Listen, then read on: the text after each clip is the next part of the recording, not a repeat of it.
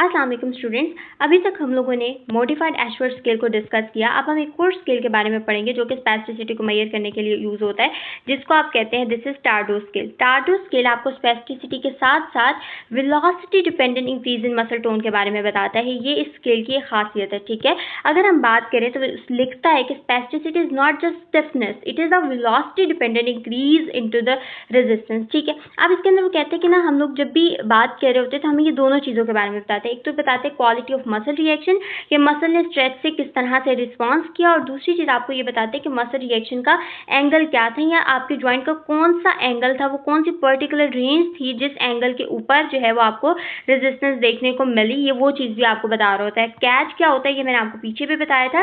Catch से मुराद ये होती है कि रेंज ऑफ मोशन कराते वक्त, पैसिव स्ट्रेचिंग कराते वक्त आपको जिस रेंज के ऊपर जो है वो रेजिस्टेंस फील होना स्टार्ट होती है उसको आप कैच कहते हैं। ठीक है, अगर हम इसका प्रोसीजर की बात करें तो यही कहते हैं कि हम सबसे पहले तीनों वेलोसिटीज के ऊपर इसको करते हैं।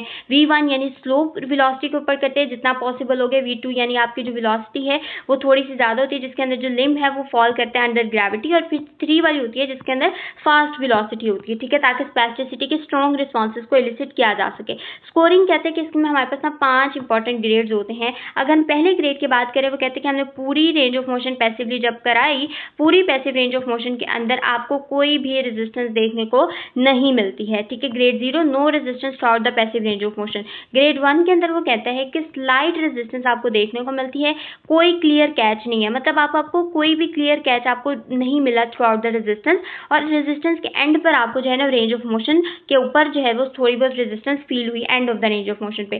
ग्रेड 2 के अंदर वो कहते हैं कि क्लियर कैच आपको देखने को मिलता है जब आप मूवमेंट करा रहे हो, तो वैसे आपको एक पर्टिकुलर रेंज के ऊपर, पर्टिकुलर एंगल के ऊपर एक कैच देखने को मिलता है। ठीक है, और उसके बाद अल्टीमेटली रेजिस्टेंस रिलीज हो जाती है। फिर हमारे पास ना थर्ड वाला इंपॉर्टेंट है, इसको आप कहते हैं फैटिगेबल क्लॉनेस। ठीक है, कहता है कि आपने पेशेंट को एक पर्टिकुलर प्रिसाइज एंगल के ऊपर मूवमेंट कराई, उस जगह पे 10 सेकंड्स के लिए आपने थोड़ा सा प्रेशर मेंटेन किया। ठीक है, और उसके बाद आपको एक प्रिसाइज एंगल के ऊपर एक क्लॉनेस यानी रिपीटेड मूवमेंट आपको देखने को मिली। देन हमारे पास आती है अनफैटिगेबल क्लॉनेस। कहता है कि अनफैटिगेबल में ये होता है कि ग्रेटर देन 10 सेकंड के लिए आपने प्रेशर को होल्ड किया एक प्रिसाइज एंगल के ऊपर, और वहां पर आपको एक क्लॉनेस देखने को मिला। फिर हमारे पास आता है कि ग्रेड 5 जिसके अंदर जॉइंट इतना ज़्यादा रिजिड है कि उसने आपको मूवमेंट अलाउ ही नहीं कर, कंप्लीट इमोबिलिटी है, कंप्लीटली आपको जो है उसके अंदर रेजिस्टेंस देखने को मिल रही है। ठीक है, उसके बाद यहाँ पर वो एक बात लिखते हैं, कहते हैं कि sudden involuntary resistance felt by the examiner when passively moving a spastic muscle, उसको आप क्या कह रहे होते हैं, this is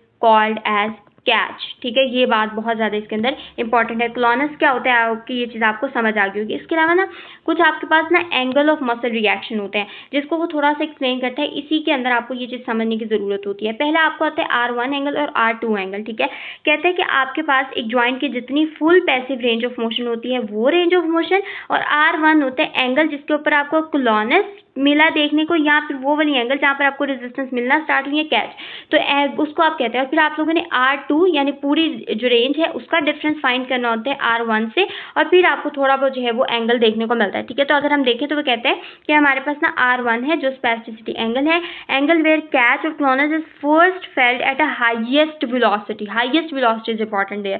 ठीक है, हमने कहा था ना तीनों वेलोसिटीज के ऊपर चेक करते हैं। R2 full passive range of motion, angle of full stretch जो हमने स्लो वेलोसिटी के ऊपर कराया, और फिर हम लोगों ने इन दोनों का डिफरेंस किया और हम लोग को जो है ना मेजर मिल गया।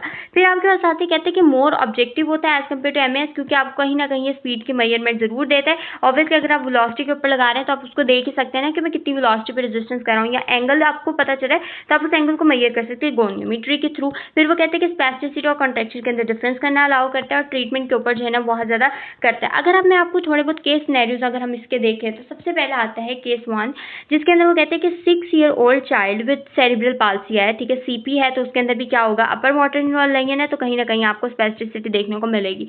ठीक है, कहते हैं जब आपने उसका फास्ट स्ट्रेच कराया एंगल का तो आपको एक क्लियर कैच मिला at the 20 degree of plant reflection, और उसके बाद रिलीज हो गया। अब आप ऊपर देखें तो हमने किस ग्रेड के अंदर पढ़ा था कि कैच के बाद आपको रिलीज देखने को मिलेगा, तो हमने ग्रेड 2 के अंदर पढ़ा था, राइट। तो हम यहाँ से अंदाजा लगा सकते हैं कि पेशेंट कहीं ना कहीं मे बी ग्रेड 2 के ऊपर हो। ठीक है, तो अगर हम यहाँ पर देखें तो उसने क्या लिखा हुआ है, ठीक है, उसके ऊपर then it releases slow stretch की वजह से आपको पूरी पूरी रेंज ऑफ मोशन अचीव हुई। तो वो कहता है कि हमारे पास ग्रेड 2 था और फिर आप लोगों ने R1 और R2 भी जो है ना वो यहाँ पर मेजर कर लिया। स्पेसिफिसिटी प्रेजेंट जरूर है लेकिन क्वालिटी उसकी ग्रेड 2 की है। फिर हम नेक्स्ट के ऊपर आते हैं।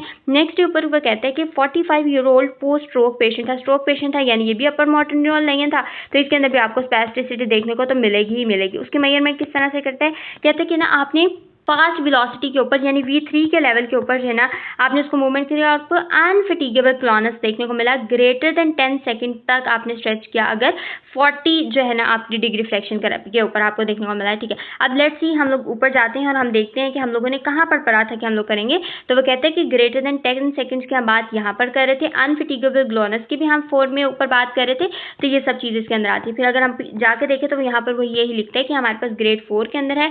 R1 उसने हम लोग को बताया कि 40 के ऊपर रेजिस्टेंस उसको फील हुई और उसके बाद उसने R2 यानी हमारे पास 0 डिग्री। तो ये हमारे पास आई होप कि आपको समझ आ गया होगा। नेक्स्ट अगर हम देखें तो वो कहते हैं कि एल्डरली मैन है, क्रॉनिक अनमोबिलिटी है, एंकल उसकी 30 डिग्री ऑफ प्लांट फ्लेक्शन में फिक्स है, स्लो स्ट्रेच के ऊपर भी कोई मूवमेंट नहीं आ रही है। तो इसका मतलब है फिक्स की जहाँ पर बात आ गई ना तो हम कहते हैं that is the highest stage. तो फिर आपको ग्रेड 5 की उसके अंदर स्पेसिफिसिटी देखने को मिलती है।